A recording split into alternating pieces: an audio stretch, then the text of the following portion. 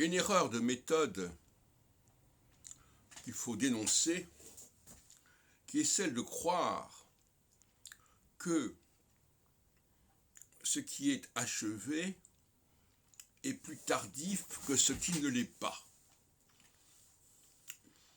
Comme ça, on peut construire des fausses chronologies, en quelque sorte. Dans bien des cas, au contraire, ce qui vient après est moins achevé que ce qui était avant. C'est tout le débat sur la deuxième et la troisième création, qui est devenu mon cheval de bataille, comme vous l'avez compris.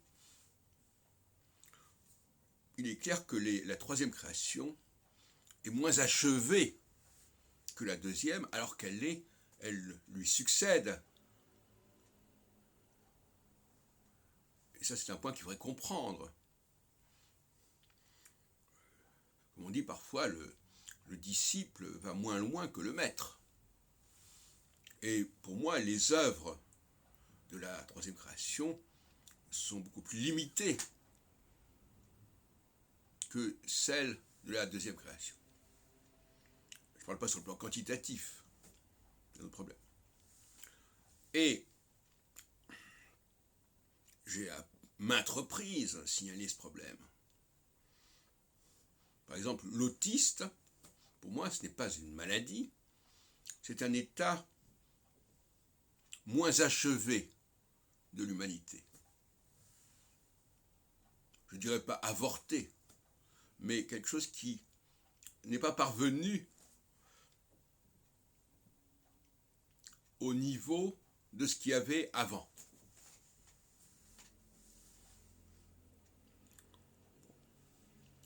Et ça, c'est un point très important.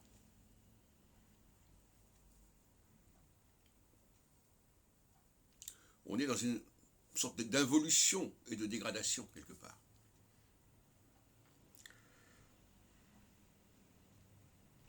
Mais l'erreur serait justement, comme je viens de le dire, de croire l'inverse. Croire que ce qui est achevé, ce qui est en plein épanouissement, en plein développement, serait préparé par des états moins élaborés. Et d'un autre côté, c'est pas faux non plus. Ce qui est jeune est parfois moins élaboré que ce qui est plus ancien, plus développé. Et encore, on pourrait aussi s'interroger à ce sujet.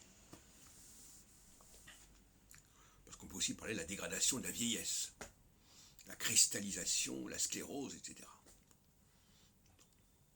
Alors, est-ce qu'on est guénonien quand on dit cela? Actuellement, j'écoute pas mal de choses sur Guénon. Ce serait un peu facile à dire cela. Mais peut-être que des spécialistes de Guénon, comme Jean-Pierre Laurent, que j'ai bien connu, pourront préciser cela. Mais il y a toute une partie de notre humanité, de ce qui nous entoure, les objets notamment, qui sont un état inférieur de l'humanité.